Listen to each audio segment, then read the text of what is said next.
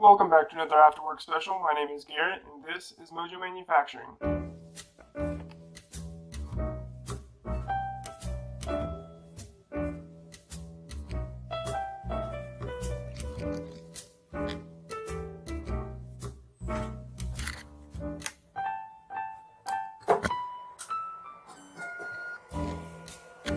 In this episode, I'm going to take a break from this fixture here while I wait for the material to get here to actually be machined into the short throw shifter kit things. And I am going to make something different. We are going to make this thing, and it's going to be made out of steel, as you'll see. And I'm not sure what kind of steel it is. It's just a piece of scrap that my dad had laying around. So this is a piston stop for engine assembly purposes. And it goes onto the top of the block where the cylinder head mates up with it, and this is sort of what it's going to look like. Imagine these rounded rectangle looking things are those slots. I couldn't get them to line up, so this is what it looks like, and those are slots going this way, so the head bolt can go down in there, and I can have a stop. I can put a bolt down here and it'll stop the piston from going all the way up, and this just helps aid setting the timing of the camshaft and the block and all sorts of stuff. So this is what I'm making it for, and I just thought it would be kind of fun to make something like this. And my dad had some spare scrap metal sitting around, so this is what it looks like, and it is going to be 8 inches long by 1.5 wide. And there's the 8 inches from side to side. Not too bad there. It looks pretty cool. And first thing we're going to do, I'm not sure what size, it looks like it's a 1/2 inch, we'll figure it out, but I'm going to face one side, or I'm going to clean it up first, face one side, and then face the other, and do everything else. Put these little chamfers on the side, and build the slots, clean up the slots, chamfer everything just barely, and drill the middle with a 13/64 drill, so it shouldn't be too bad. Just need to tap this with a 1/4-20 tap, and I think we should be good to go after that.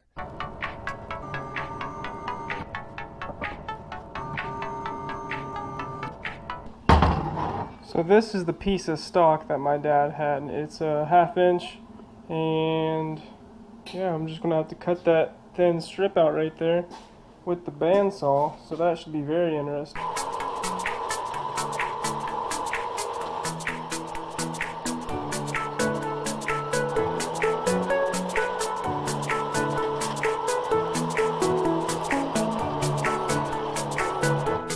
So I'm just going to basically manual this thing around. I have a 3/8 3-flute end mill in there, carbide end mill.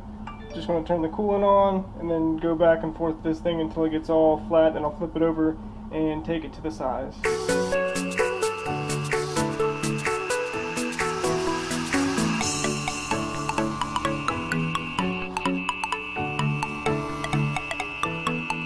So now this thing needs to be taken to size, and my Heimer isn't deep enough, so I gotta stick the parallel out of the side just so I can get a hold of it to find out where the 0 point is.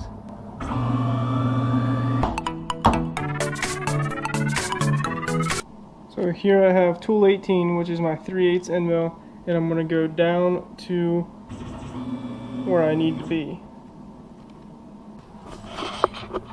And that's how much I have to take off.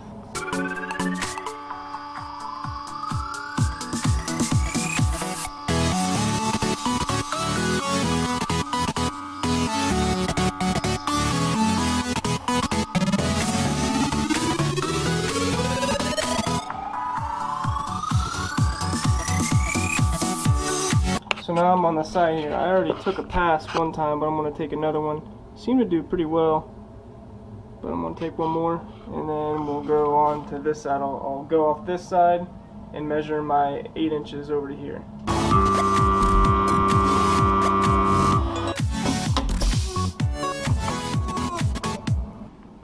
Zeroed out my X right here.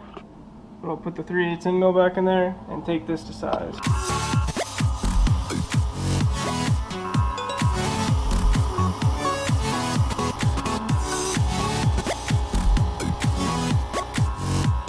So I don't have large enough calipers, so I'm just going to use the trusty old tape measure here and measure it this way. So I'm starting at the 1 inch mark, and right there it is, right at the 9. Close enough. I don't know how else I could measure it, but oh, I know how I can measure it. And that's how I measured it. 8.0055, call it. So 6 thousandths over, which is perfectly fine for what we're doing here.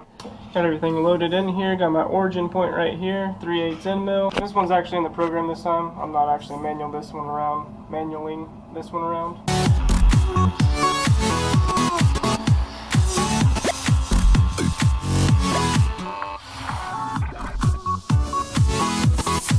Program loaded and we're ready to go. I started doing the first facing op, and you can see right here it started missing a little bit, and that's probably because this piece is warped for whatever reason. I mean, it's been sitting on the garage floor for a really long time, so I had to go down just a little bit in the facing operation, bring the bottom height down so it can get all this and straighten it all up. So I thought all I was going to do was the facing operations with this thing, but I decided to keep going. I can use this 3/8 inch end mill to do the rest of it. I can do the slots and everything with it. So I'm just going to go ahead, rather than wait for the 1/4 inch end mill, I'm just going to try this thing out and just see how it does.